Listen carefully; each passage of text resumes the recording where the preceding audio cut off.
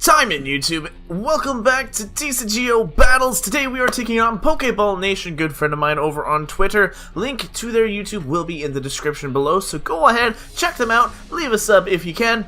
Today we are going to be using our Weavile Rule of Evil deck. So I don't know what he's going to be playing, but let us get this good old match started here. He is online. We're going to send this battle out. This is a best 2 of 3 scenario for those of you who are brand new to the series.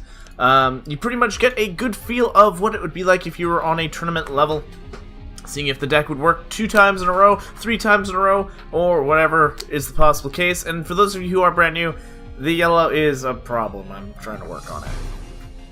But he is taking on the Lightning Psychic type. As we go through these decks, usually I cut a few decks out of the listings that the opponents can use. So this time around, they could not use the 2 previous decks in the format, which were Gardevoir and Fight Alone Lucario. Those are the 2 decks that have been most recently played. So this one will be the next one to follow. This way, you guys will always get a fresh match regardless of the situation. We are unfortunately starting with Tapu Koko, which really isn't an unfortunate start. It is a good start. Let's see if I can fix this a little bit while we're starting up here. Okay, so I have no additional Pokemon. No problem with that. I'm actually good with that. And, yeah. All I can say is good luck to Pokeball Nation. He's running Necrozma, same thing we are, and Pikachu. Now we can drop a double colorless energy down. I'm going to go for a Bridget, and this will let me get a good old nothing, because Bridget, unfortunately, is prized. I'm going to grab this N, because unfortunately for me, the card I am looking for is not here.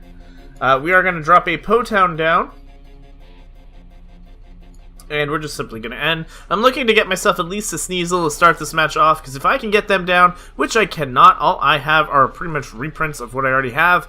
I'm not too worried about Pikachu, so I can save on my Bursting Balloons right now, and I can pass on the turn. For those of you guys who want to see the deck description for this, I don't usually put a link in the description, but you can check out the channel. It's usually the most recent video past this that will be the deck profile for it.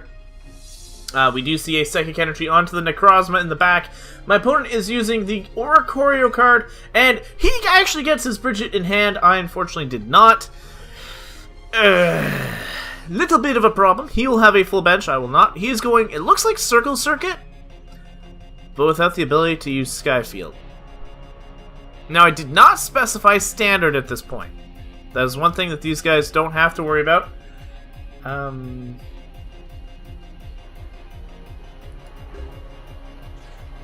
Opponent's evolved Pokemon. Interesting. So we do get the Sneasel. I can drop this down here, this up here. We're just going to end, because I need a new hand. I need some better cards.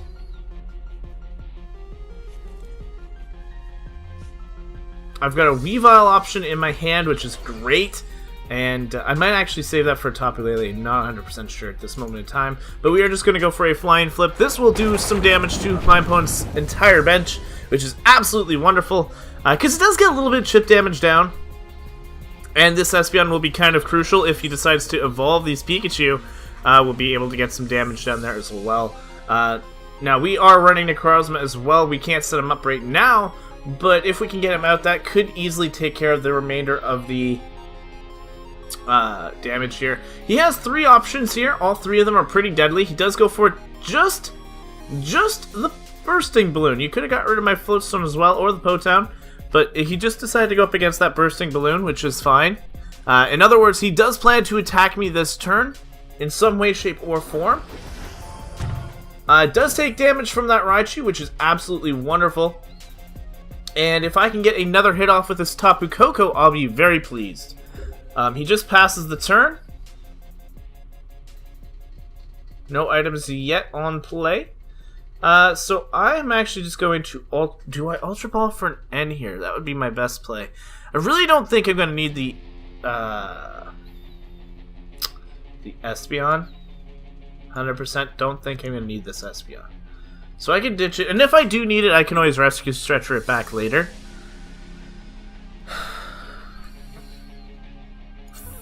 Field Blower, I think. Sorry, not Field Blower.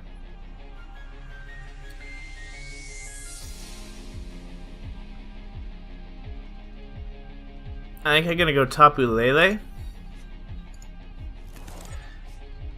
This may be a bad play. Maybe a bad play. I'm gonna drop the Psychic Energy just so I do have it down. He has no items on bench, so I am gonna go for a Sycamore. This will get me my best opportunity for cards.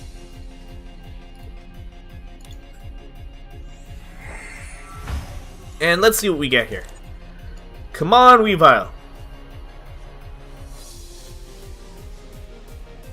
We do get the Weavile, which is really good. That's fine. I can drop down a Tapu Koko. I have a Bursting Balloon for the following turn, and for the following turn. We have a bunch of great options here. I am just going to Flying Flip. That's going to take care of the Mew in the back, which is absolutely wonderful. We now have the Acerola in hand, so if we take any damage from our own Weavile, I can just scoop one of the Tapus up, and I get to use it again. This guy stops basic Pokemon, so it does not stop my Weavile in its tracks. He would need the Glaceon for it. But anybody with an ability, which right now is just looking like Necrozma, is just going to be affected. So I really just need to keep up with these Tapu Koko pressure. Pikachu will go down this turn, as will the Raichu. So that is two big hitters that will probably be discarded shortly. Even if he does get rid of my active Tapu Koko, that is fine, because I can just go for the next one, which here we are. Second one is up. I'm going to Bursting Balloon one more time. I don't see the point in grabbing my Necrozma just yet. I will be able to do some damage to the Jolteon EX as well, which is really nice. Getting that spread damage on these EXs is huge. And we are going to go for this Flying Flip. Boom! We are going to take out 2 prizes right here, while still doing a ton of damage to the rest of the bench. We're going to get a Sycamore, not really necessary at this point. Oh, it's always necessary, but I don't need it right now. Up comes the active Oricorio. We get our Bridget, which really is not active now. We have enough Pokemon to go for. We don't really need to use Bridget. Does have that prismatic, or the Necrozma has a way of doing damage, which I don't like. But if I can get, another hit on it and then start setting up with with the, either the Weavile or potential Necrozma drop on the following turn, I can do that as well and then start dealing some major damage to these guys. And if I get 2 more, I know, randomly enough, if I get 2 more hits on that Jolteon, I can take it out with Necrozma's GX attack as well. So we have nice ways of hitting there. 3 Pokemon return to the deck using the Rescue Stretcher, and unfortunately just passes the turn. At this moment in time, I am just going to Ultra Ball, sacrificing a Sycamore and a Bridget, and we will go for our Necrozma. Again, I want to keep this pressure on and letting him know, hey, look, I have a GX attack too. I'm going to drop his Psychic Energy down.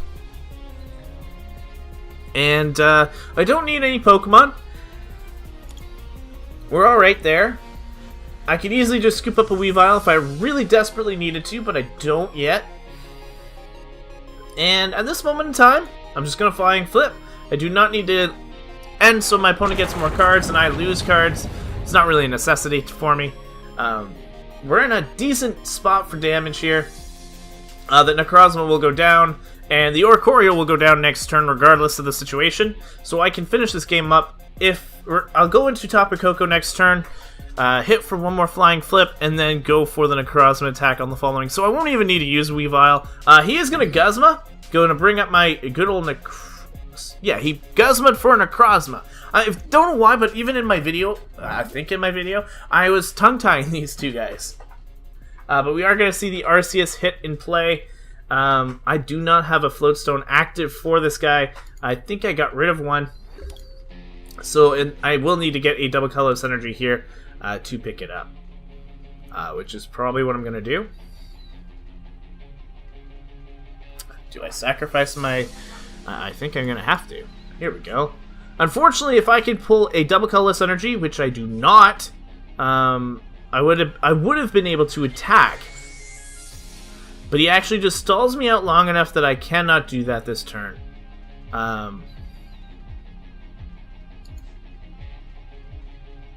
I'm just going to actively retreat back into our Tapu Koko. Sadly sacrificing 2 of my energy. And I have, what, 2 energy in the discard? Just 2. So I have ways of getting stuff back right now. I can get that the Necrozma still set up. But I am going to get rid of that Oricorio, and now I just need a GX attack for a potential win here. We got that double colorless energy. I just need another energy now for Necrozma, and we should be good to go. Because that'll actually knock out both of these GX Pokemon here. We do see a type switch possibly coming from the Arceus here, which lets him become any type he wants, which is very good for Arceus because it lets him attack me for weakness, but it does take his turn up, and he only has 30 HP left.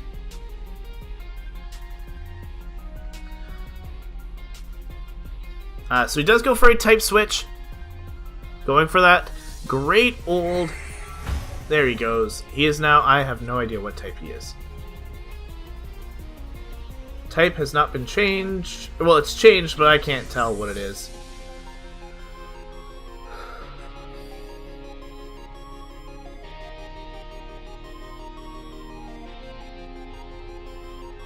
At this moment in time, I really don't need too much else.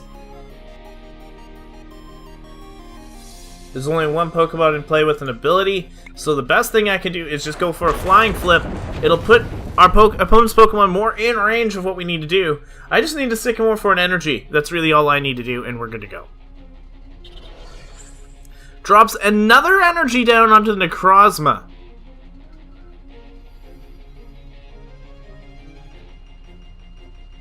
So he's got 5 energy currently on that Necrozma. Able to discard all those wonderful psychic energies to do a 190 damage to one of my Pokemon.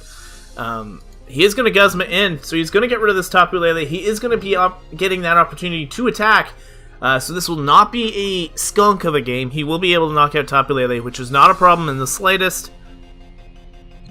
He is going to go for the Black Ray. He actually does not knock out my Tapu Lele. Ooh, that's an interesting play.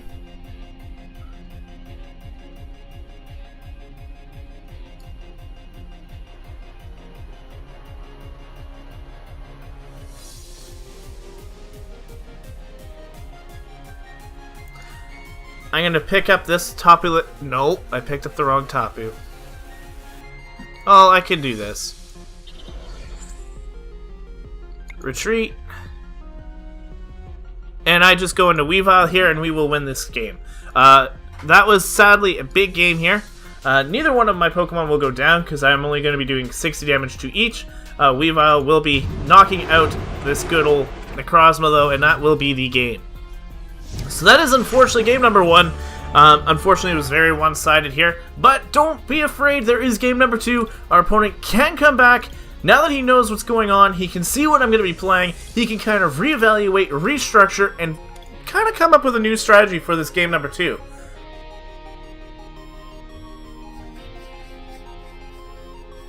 But I'm not 100% sure what was the focus of the deck.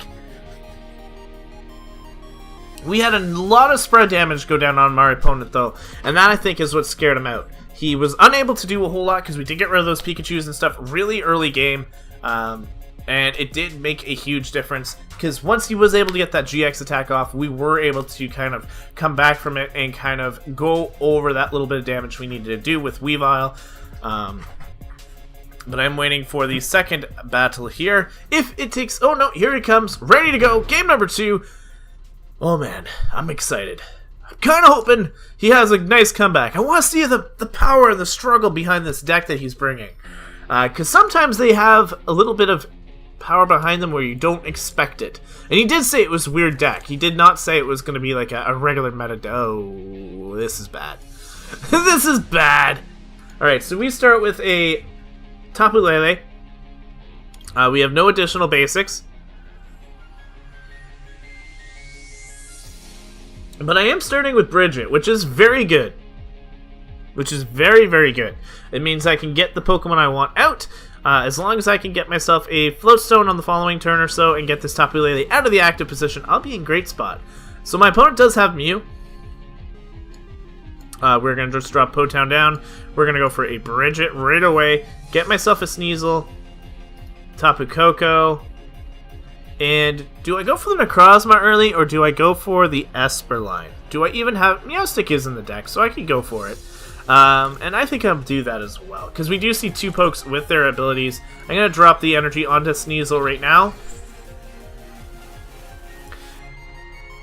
And I'm going to hold off on using anything else right now, because it can't evolve. If I can evolve, and depending on what I draw as well, I can sacrifice an energy and the Sycamore to Sycamore again. I don't have a problem with that.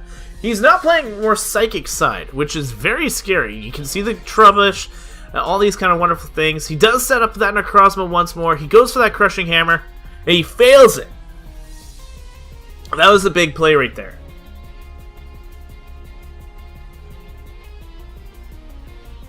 That was a big play right there, because it would have put me back a turn. He is just going to straight up Guzma my Esper up right away, which is semi-okay. I get another Tapu Koko, who may not actually be needed right now. So, I'm actually going to opt to go for the energy onto our Esper. I'm going to Ultra Ball for Weavile. So Tapu Koko and my Sycamore can hit the discard pile. I'm going to go for this Weavile. Boom. I will be taking 30 because it's an evolution Pokemon. And let's hit up that Sycamore. Do we get the Meowstic? We do not. Whew. But we are going to retreat. And I want to see if this works on the Mew. The Mew naturally would not take damage, but it does deal damage to an ability Pokemon, so I don't know if the Mew will take the damage or not. Nope, the Mew does not take the damage, so that Mew is a big problem. But we are going to get some damage off onto that Necrozma, which is great. We're going to see a Lightning Energy hit Necrozma. He is setting all and putting all pressure into this Necrozma. I don't know if it's going to be the best thing in the world, because Necrozma does need Psychic Energy, and you discard all that stuff. So it's not the best main attacker. We're using it as a secondary. He is going to Guzma one more time, so unfortunately, if I N again, that's a big problem. So I get Guzma.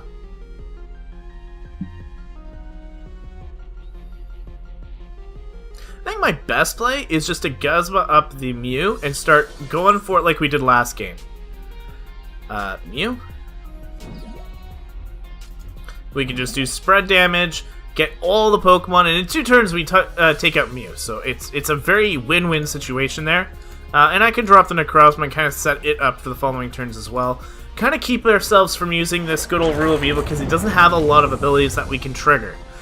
Because of this Pokemon being able to neutralize our Weavile's attacks, we do not want to use it on just one Pokemon. If we can get the spread damage on everything, that is theoretically better.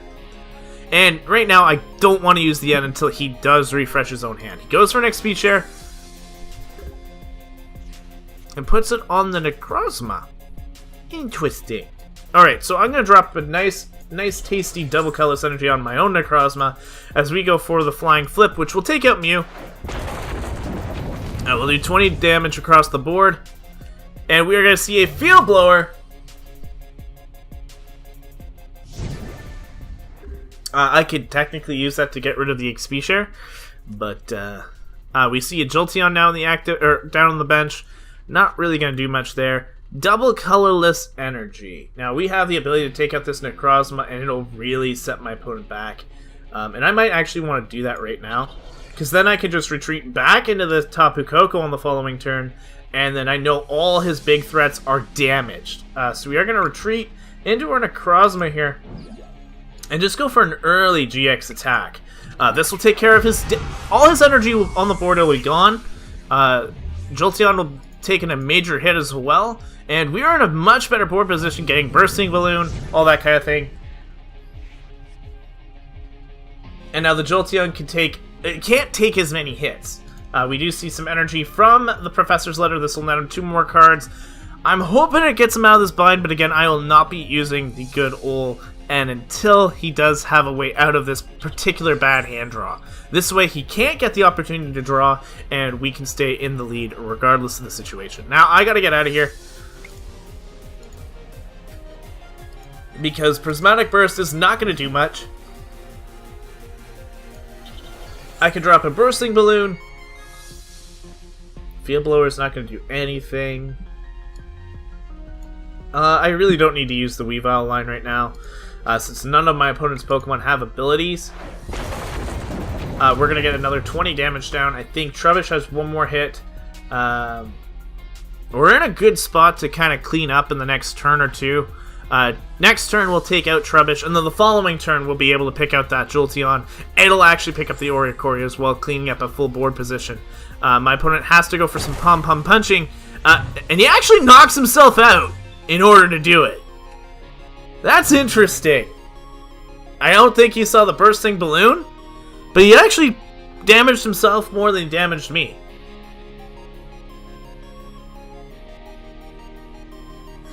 Yeah, boom! That's what I just saw there. It's really what I saw there. Trubbish comes in. Now, we will be able to knock out Trubbish here.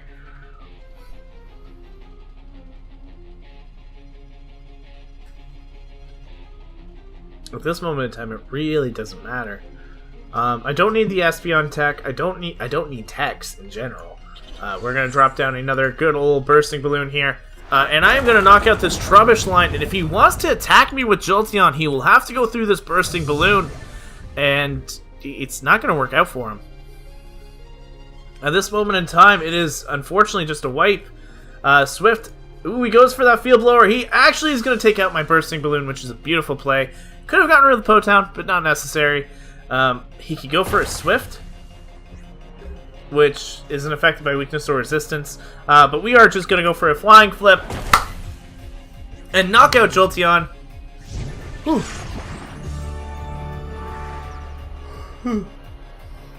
Sorry about that. Unfortunately, Pokeball Nation did not get a chance to shine as much as I was hoping he was going to. I don't know the synergy behind the deck. The Necrozma was his main attacker for sure, because he constantly tried to set it up and get that GX attack off. But his teammates weren't working with him.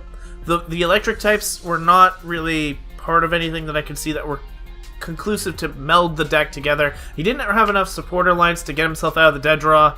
And I was not going to let him get out of that dead draw by using an end or anything like that. I wanted to keep him in that position because I got to control his board position, making it so he couldn't play a lot of energy, whether it be items or anything. He couldn't do it unless that end or something came into his hand, and I wasn't about to feed that to him.